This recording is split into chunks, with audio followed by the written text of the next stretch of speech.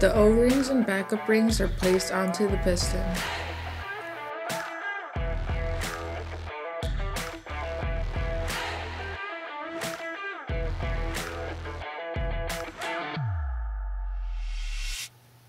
The piston is adjusted into the housing of the track spring adjuster.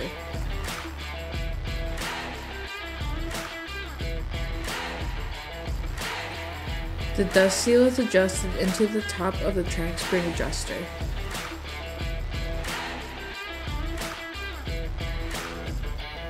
The track spring adjuster is painted before the final gears are added.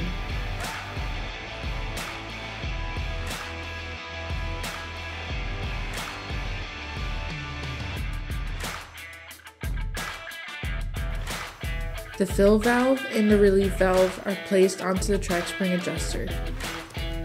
The final plate is placed.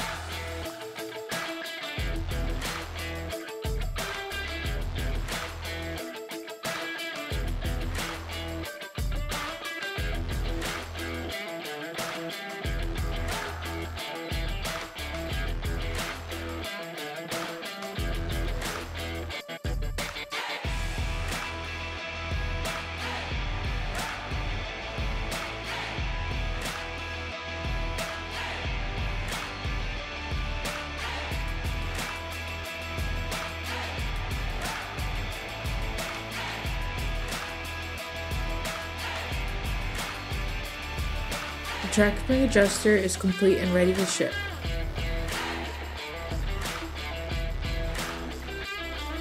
Thank you for watching an H&R video. We hope to see you in the next video.